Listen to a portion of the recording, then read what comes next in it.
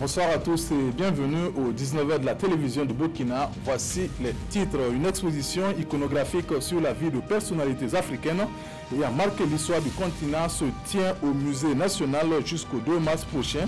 Organisée en marge du FESPACO, elle vise à contribuer à l'éveil de conscience des populations africaines.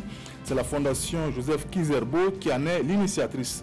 Et puis 25 bougies pour la radio Tamba de Fada, la première radio confessionnelle du Burkina, célèbre ainsi ses 25 ans d'existence. La radio Tamba a été créée en 1993 par Monseigneur Untani Jean-Marie Compaoré. Héroïne et héros du panafricanisme, devoir de mémoire, vision et engagement, tel est le titre d'une exposition en marche du FESPACO, organisée par la Fondation Joseph Kizerbo pour l'histoire et le développement endogène de l'Afrique. Elle retrace la vie de personnalités africaines ayant marqué l'histoire du continent. Cette exposition iconographique se tient au Musée national et ce jusqu'au 2 mars prochain. Gérard Sommet et Pascal Canet. Thomas Sankara, Nelson Mandela, Amadou Ampateba, Kwame Nkrumah, de grands noms africains qui revivent ici au Musée national le temps d'une exposition. Des images pour relater un pan de l'histoire de ces grands hommes et figures de proue des indépendances et du panafricanisme. Leur histoire et leurs idées racontées dans les ouvrages du professeur Joseph Kizerbo sont également exposés. Je crois qu'un tel événement, ça motive à la fois de se cultiver sur le plan historique, histoire de fonder ou de construire les bases d'un développement endogène comme il a toujours suggéré. J'ai découvert pas mal de panafricanistes que je ne connaissais pas. Je trouve que là, ça m'appelle déjà à approfondir davantage la recherche sur ces auteurs-là, histoire d'avoir une culture très étendue sur des grands intellectuels de notre Afrique. Je retiens qu'on a eu des grands hommes et qu'ils ont déjà tout tracé. Il va devoir que nous fassions un retour sur l'histoire pour comprendre un peu qu'est-ce qui nous arrive aujourd'hui et comment nous devons faire pour s'en sortir. En cette fête du cinéma africain, le public montre son intérêt pour l'histoire de ces panafricains au grand bonheur des organisateurs. On reçoit beaucoup d'élèves, des étudiants, des festivaliers qui ont eu vent qu'il y a une exposition donc, sur les héros et les héroïnes donc, et qui viennent. Cette exposition iconographique est l'œuvre de la Fondation Joseph Kizerbo pour l'histoire et le développement endogène de l'Afrique. Elle se tient au Musée national jusqu'au 2 mars. L'Institut africain de management IAM, en partenariat avec une université américaine, lance un programme de 3e cycle. Il s'agit du Doctorate of Business Administration. L'objectif est de proposer une formation axée sur la gestion de la croissance pour le développement économique et social. Une formation destinée aussi aux cadres supérieurs qui souhaitent renforcer les compétences. Yacouba Gamine et Vincent Kiandrobego. Un programme de doctorat désormais disponible à l'IAM, l'Institut africain de management. Cette cérémonie marque le lancement officiel du DBA, le Doctorate of Business Administration. Il s'agit d'un programme de formation conçu au profit des acteurs économiques désireux de s'outiller pour mieux intervenir dans des environnements économiques complexes. Le doctorat de AUL, c'est le 35e meilleur doctorat au niveau des États-Unis. Donc, quoi de plus normal que d'aller vers ces grandes universités pour mettre en place un doctorat qui permettra d'avoir des hommes et des femmes de qualité. Ce programme a lieu grâce à un partenariat entre l'IAM et American University of Leadership, basé aux États-Unis. C'est la première fois en Afrique que ce programme soit en français et en anglais, en double langue. C'est un programme qui va ouvrir les portes pour d'autres étudiants, même se déplacer vers IAM de toute l'Afrique pour venir ici s'installer. Personnel enseignant et étudiantes de l'IAM se sont mobilisés pour le lancement de ce programme en présence de 3 ministres, dont celui de l'enseignement supérieur, de la recherche scientifique et de l'innovation. Le développement de ce pays a besoin d'avoir donc un capital humain bien formé et bien renforcé. Mais le capital humain bien renforcé ne peut que passer par ce genre d'initiatives qui permettent donc à nos jeunes d'avoir accès à des formations dont ils étaient exclus jusque-là. Le Doctorate of Business Administration à l'IAM, c'est 3 à 5 ans de formation à partir du master pour un coût de 8 millions de francs CFA. Après 2 ans d'initiation à la lecture du Coran, une centaine d'apprenants, dont 74 femmes, sont au bout de leurs efforts. Le CERFI, le Cercle d'études, de recherche et de formation islamique, a organisé une cérémonie à leur intention à Bobo Dioulasso ce 24 février. Une cérémonie marquée par la remise d'attestations aux différents lauréats, Kassoum Milogo et Moumouni Baro. À l'entame de la cérémonie de lecture du Coran, les imams ont tenu à faire des bénédictions et saluer la bravoure des apprenants. Selon ces leaders religieux, le Coran est la première source de l'islam et apprendre cela, c'est forcément engranger un capital social important. C'est le cas ici des 119 apprenants qui démontrent ici que durant les 2 ans de formation, ils ont appris beaucoup de choses. La foi qui m'anime aujourd'hui, vraiment, je ne saurais savoir le degré. Parce qu'on a cherché à connaître ce qui est notre religion. Parce que quand vous connaissez la religion, vous pouvez mieux l'appliquer que quand vous êtes ignorant en la matière. Donc vraiment, c'est un défi que je m'étais lancé depuis mon jeune âge.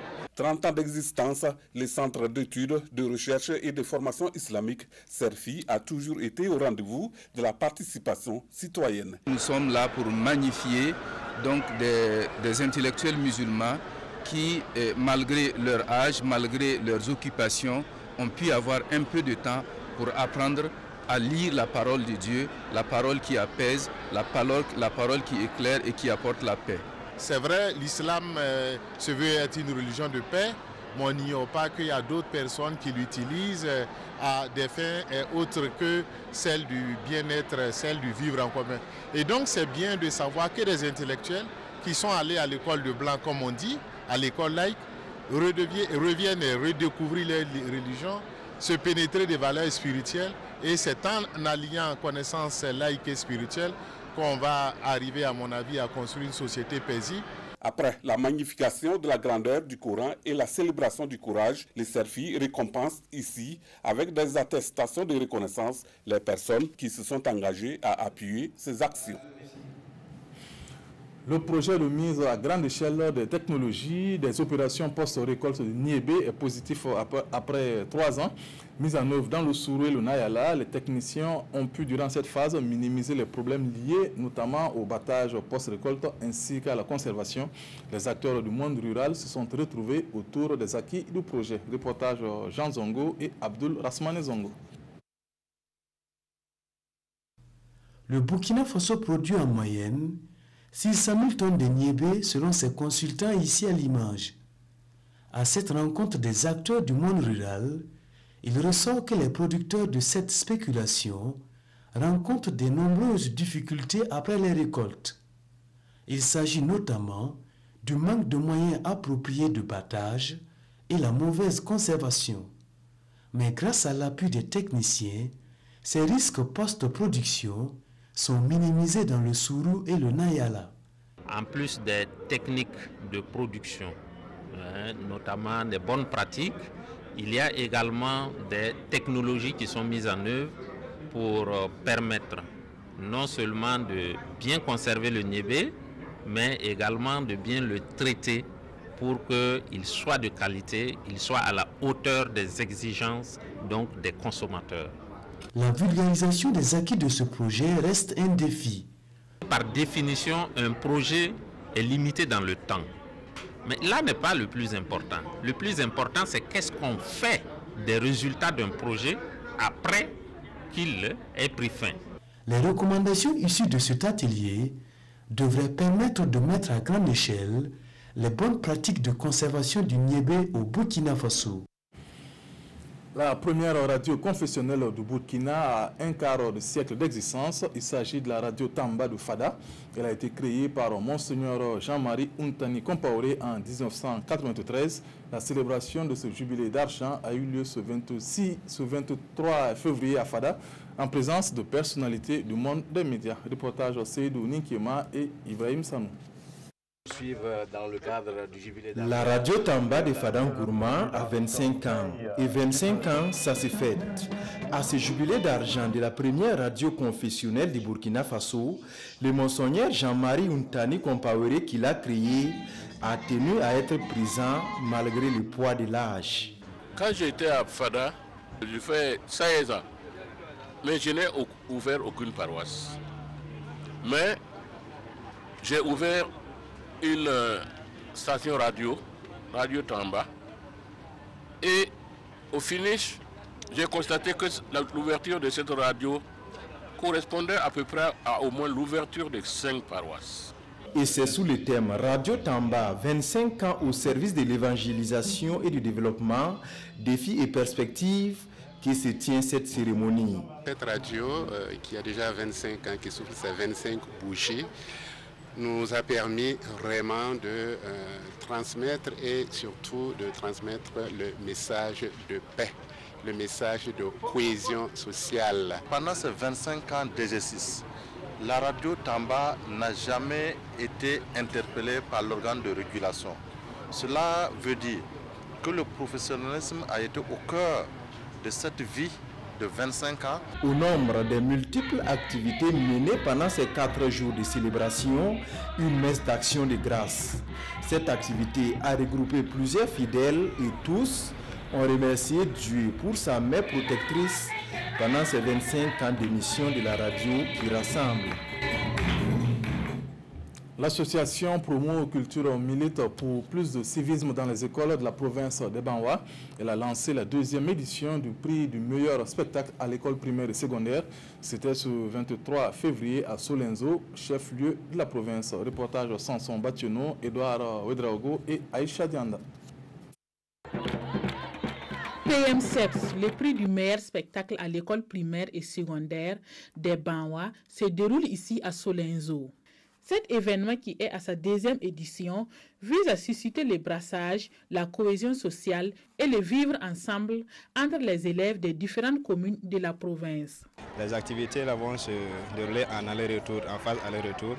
Il y aura un jury, voilà, qui, à travers les prestations des élèves, voilà, des établissements qui vont s'affronter, surtout ça sera 2 à 2, et à l'issue maintenant de ces affrontations, le jury va dégager maintenant le vainqueur, et c'est comme ça, et nous allons procéder jusqu'à la finale. Le parrain de cette 2e édition salue l'initiative de l'association Promo Culture des Banwa. Il appelle les élèves à une participation active et responsable aux différentes activités. Ce que ces jeunes sont en train de faire, ça permet de cultiver très tôt dans la conscience des enfants les valeurs essentielles de la vie, de manière à pouvoir donner tôt ou tard une jeunesse éclairée. La jeunesse face à l'incivisme, c'est le thème de la présente édition. Les enfants ont leur partition parce que, comme vous avez vu, le thème, c'est contre l'incivisme. Dans nos établissements, nous avons remarqué que ces derniers temps, c'est le phénomène qui sévit dans nos établissements.